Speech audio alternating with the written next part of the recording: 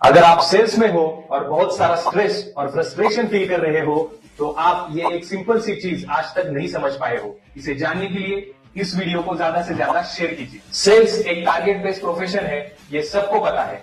Targets यानी कि outcome, लेकिन आउटकम को लाने वाला होता है प्रोसेस। हमारा पूरा ध्यान टारगेट की वजह से आउटकम्स पे होता है और हम ये सोचते ही नहीं कि हमें टारगेट्स को अचीव करने के लिए क्या करना है।